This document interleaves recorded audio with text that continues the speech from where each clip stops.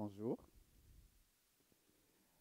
Bon, c'est assez désarmant de me retrouver devant des hommes et des femmes. Je suis en train de parler des hommes et des femmes, mais parfois moi-même, euh, je me sens perdu avec cette nomenclature-là. Vous savez, dans mon travail de tous les jours, je passe le temps à regarder la société, analyser, essayer de comprendre les réflexions des gens. Et aujourd'hui, on va essayer de parler de la masculinité. Et et du piège de ce mot. Mais pour ça, je vais vous emmener un peu dans mon monde. J'ai parlé d'un spectacle, non? Un jour, euh, après un spectacle, en sortant, j'ai remarqué que ma mallette était perdue. Au fait, ma mallette, elle était dans ma voiture et il n'y en avait plus quand je suis sorti. Et là-dedans, il y avait mes pièces d'identité, mon ordinateur, tous mes tralala que j'utilise pour travailler. Bon, vous imaginez que j'étais vraiment triste et que ça veut dire que cette année, je ne vais pas voter. Alors, il fallait que je fasse un autre passeport. Donc, le lendemain, je suis allé aux affaires étrangères et j'entre dans le bureau de la personne qui devait m'aider. Elle me regarde, euh, bonjour. Je me demandais pourquoi est-ce qu'elle me regardait comme ça. C'est comme si elle avait vu un extraterrestre. Euh, mais pourquoi est-ce qu'elle me regarde comme ça? Ouais, ok, on parle et on a la conversation avec elle. Puis, elle me regardait bizarrement. Au final, elle me dit, ok, d'accord, monsieur, vous revenez la semaine prochaine pour faire la capture. Mais s'il vous plaît, monsieur, il faudrait enlever les tresses que vous avez. Ok, ok, je dois enlever mes tresses. Mais pourquoi? Il me dit non, mais d'abord vous êtes un garçon et après vous allez prendre une photo pour un document officiel et c'est pas approprié pour un garçon. Mais j'étais frustré, mais j'adore mes tresses, mais pourquoi? Donc, si je comprends bien, je devrais défaire mes tresses, aller prendre une photo et après retourner au salon de coiffure pour qu'on me refasse des tresses. Et qui va me rembourser mon argent? Donc, mais vraiment, pour moi, c'était un peu de trop. Alors, j'ai fait quelques recherches sur Internet et en faisant mes recherches, je suis tombé sur on dit- sur, dans le site de Jean-Louis David. En fait, Jean-Louis David, c'est un coiffeur français qui dit que les tresses, c'est approprié pour les filles, certes, mais les filles, quand les filles, les hommes, non, les filles, les femmes, peuvent se permettre les fantaisies quand ils font des tresses. Mais les garçons, les hommes, pour eux, il faudrait que ça soit plus sobre. Mais cette idée, vraiment, ça me dérange parce que je suis un garçon, mais j'adore la fantaisie. Et il y a quelque chose même dans la mode. Je remarque que pour les femmes, on fait des robes et des formes et des couleurs. Mais pour les hommes, c'est souvent monochrome et ça ne change pas. Moi, ça m'énerve cette histoire. Et voilà. Donc, alors, je me demande pourquoi est-ce que euh, j'ai l'impression être masculin, c'est assez limitatif comme situation. Alors, la question que j'aimerais poser à chacun, c'est comment est-ce que chacun perçoit la masculinité? Mais j'avoue, je me demande que je ne peux pas faire le tour de la salle hein, pour avoir l'avis de chacun, mais j'ai demandé à quelqu'un d'autre et je vous demande de suivre avec moi pour qu'on écoute sa réponse, au fait. La masculinité, je pense, c'est tout ce que le genre attribue à l'homme, tous les comportements que le genre attribue à l'homme, à un homme.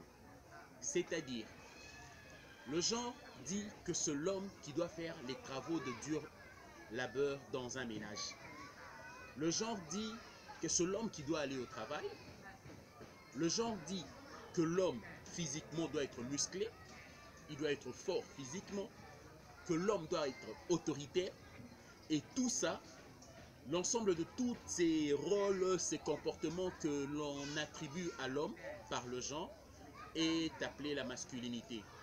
La masculinité peut se retrouver chez l'homme et on peut aussi retrouver la masculinité chez une femme. Il arrive qu'on dise cette femme est d'une masculinité incroyable.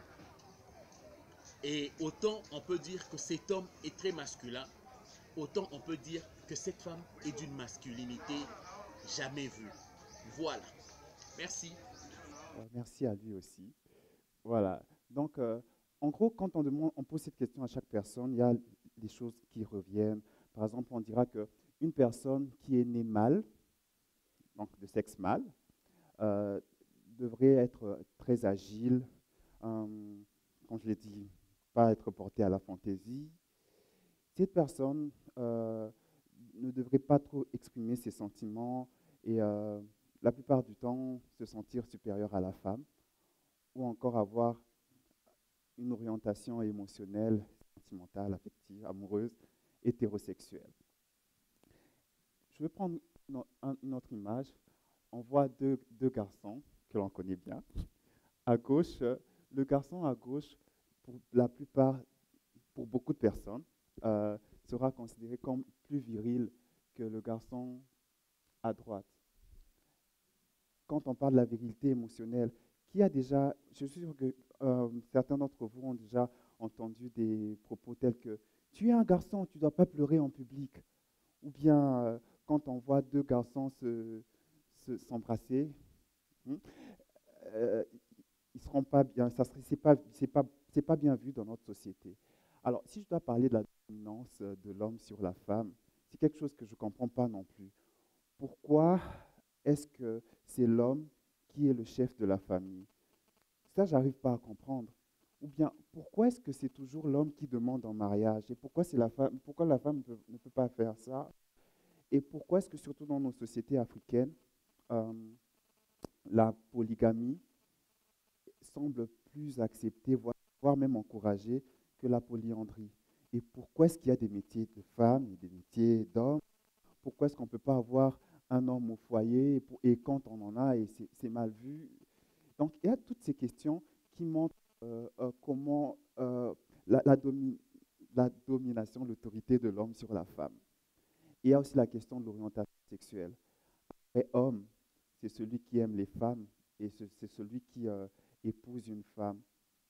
Alors, quand on est un peu comme moi, ça veut dire pas musclé, j'ai pas le tablette de chocolat. Ou bien quand on est homosexuel comme moi et, euh, et qu'on est plutôt doux, euh, on se remet, on a tendance à nous remettre, on cherche à nous remettre dans le droit chemin, à être masculin.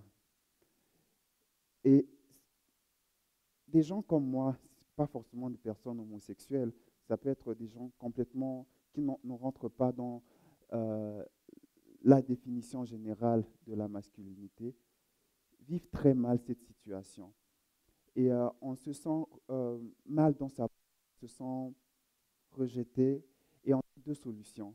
Soit aller faire face à la société, soit chercher à ressembler à cette personne, à cet idéal-là, et on aura l'impression de vivre la vie d'une autre personne. Alors, aujourd'hui, j'ai besoin de vous partager quelque chose. C'est une idée, de vous dire que je pense qu'il n'y a pas une seule façon d'être masculin, et qu'il y en a plusieurs. Et je vais m'inspirer de ma propre vie pour vous raconter quelques histoires. Question de vous faire, comment dire, mieux exprimer ce que je cherche à extérioriser. La première histoire, en fait, je suis un activiste pour la cause LGBTI. Il n'y a pas longtemps, j'ai donné un article à un magazine qui parlait de l'homosexualité. C'est un magazine virtuel, c'est qu'on dit, ça passe sur Internet. Alors, c'est sûr, il y avait beaucoup de gens qui venaient commenter des propos que je vais traiter homophobes en disant que non, bon, je ne vais pas ressasser tous les commentaires, mais il y avait quelqu'un, une personne, qui arrive et qui dit, mais je le connais, au fait j'ai étudié avec lui au secondaire, je le connais. En plus, mais il est homosexuel, mais c'est pas possible. Je comprends, il était comme une fille quand on était à l'école et tout. Ok, d'accord, c'est bien. Au fait, je vous montre un peu l'image. J'étais ce genre de garçon qui ne parle pas beaucoup, il est toujours dans ses livres. J'avais pas des lunettes, mais il est toujours dans ses livres et tout. Pas très sportif, euh, toujours dans mon coin. Et je vivais très mal cela parce que les gens m'assimilaient à un homosexuel. C'est vrai que je suis homosexuel, mais à l'époque, je ne le réclamais pas parce qu'il y avait encore beaucoup de questionnements en moi. Mais c'est comme si les enfants de mon âge cherchaient à me mettre dans une case. Mais en grandissant, on apprend à réaliser que, bon, ok, c'est vrai, je suis différent de telle personne, je suis différent de telle personne, mais après, ça fait quoi? Puis on l'accepte, on devient plus fort. Mais je, quand j'entre dans le milieu professionnel, je me rends compte qu'il y a toujours ces remises en question. Parce qu'un jour, j'avais un meeting avec des partenaires, et à la fin du meeting, un des partenaires me dit, tu sais, Skelly, je te croirais que le jour que tu pisserais comme une femme, déplacé pour moi. Je me demandais, mais le jour que je pisserais comme une femme, non, pour cette personne, la personne était convaincue que j'étais une femme parce que je faisais des tresses, ou peut-être, je ne sais pas pourquoi. Mais je sais qu'elle a l'habitude de travailler avec les personnes transgenres, et peut-être pour lui, quand on est un homme et que euh, il y a des choses qui ne collent pas, d'après lui, ça sous-entend qu'on est sûrement transgenre. Mais pour moi, c'était très déplacé. Et bon, on peut se dire que c'est parce que c'est la société en général, mais ça arrive même dans la communauté LGBTI. À plusieurs reprises, j'ai entendu des gens, vu que je suis le président d'une association, des gens m'appelaient, des pères, si je peux dire, qui sont dans ma communauté, m'appelaient présidente. À chaque fois, il fallait que je... Non, dis président, ne m'appelle pas présidente. Bon, ça... ah, vraiment, je crois que quand on est... quand on n'entre pas dans les classes, dans les box prévues par tout le monde, on doit être vacciné contre le pétage de plomb. Sinon, on va commencer à péter les plombs tout le temps, tout le temps, tout le temps. Et on comprendra pourquoi est-ce que certaines personnes de la communauté LGBT ont tendance à être arrogantes. Parce qu'il y a tout le temps, les gens ne comprennent pas comment est-ce qu'ils doivent acter devant eux. Voilà. En fait, ce que je cherche à dire à travers ces histoires, c'est que en fonction de la perception que les gens ont du genre, de ce que doit être un homme, ils se sont complètement trompés sur mon cas. Moi, je suis un homme, je je suis peut-être pas aussi, euh, comment dire, je ne remplis pas toutes les cases de l'agilité et tout ça, mais ma façon d'être homme ne dit pas que je suis plus homme qu'un autre ou bien moins homme qu'un autre. Mais il s'agit de mon cas. Mais d'autres personnes vivent des réalités différentes et ça ne veut pas dire qu'ils sont plus hommes ou moins hommes par rapport à ça.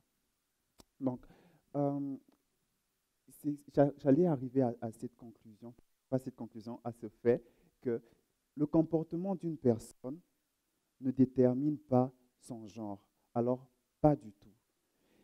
Dans cette société assez oppressante, pour moi, j'ai pris le temps de analyser qui j'étais, de m'accepter tel que je suis. Et c'est pour ça que j'ai toujours ce sourire qui a du mal à quitter mon visage, même quand je suis triste. Euh, mais je sais qu'il y a d'autres personnes qui ne supportent pas la pression sociale. Il y a eu des cas de suicide. Il y a des personnes qui ne vivent pas leur vie et qui ont toujours l'impression d'être dans la peau d'une autre personne. Et je pense qu'on peut changer tout ça. Et nous avons tous la responsabilité de changer cela. Et ça commence par des petites choses, en arrêtant de stigmatiser les gens. À la limite, quand vous parlez à une personne que vous ne connaissez pas, si pour vous cette personne est une fille ou un homme, utilisez la personne, comme je suis en train de le faire, la personne. C'est mieux au moins là, on n'est pas déterminé à dire le genre de quelqu'un. C'est plus facile pour cette personne-là que de dire il, elle, et de le mettre dans une case après. Et quand une personne est trop différente de vous, c'est pas mal non plus. Parce qu'au final, si vous êtes qui vous êtes et qu'on vous accepte comme ça, pourquoi ne pas faire pareil pour une autre personne qui ne vous ressemble pas? Nous avons nos frères, on se comporte comme ça avec des inconnus, mais parfois avec nos plus proches, et ça fait très mal. Ça fait pas si mal quand un inconnu te rejette, parce que c'est pas ma tasse de ça, ouais, ça ne me dérange pas. Ta mère, quand c'est ton père, quand c'est ton frère, alors là, on guérit très difficilement. Donc il faut faire attention dans notre façon de communiquer avec nos proches, avec nos enfants, les aider à découvrir qui ils sont et non pas les déterminer en avance. Et pour ceux qui m'écoutent, qui sont là et qui se sentent différents dans leur féminité, dans leur masculinité, c'est bien et c'est beau. Donc apprenez à être vous-même, à vous accepter tel que vous êtes, parce que c'est de cette façon-là que, que vous serez épanoui. Ne cherchez pas à correspondre à ce que la société nous dicte. Cherchez à correspondre, cherchez à être en harmonie avec vous-même dans tout ce que vous êtes en train de faire, dans tout ce que vous êtes. Cherchez à être vous-même. Donc en conclusion, c'est que je dirais, c'est que j'ai envie de partager avec vous, avec tout l'enthousiasme que j'ai dans le cœur, c'est que, c'est que la meilleure façon d'être homme, pour ceux qui le sont, et la meilleure façon d'être femme, c'est d'être vous-même. Merci.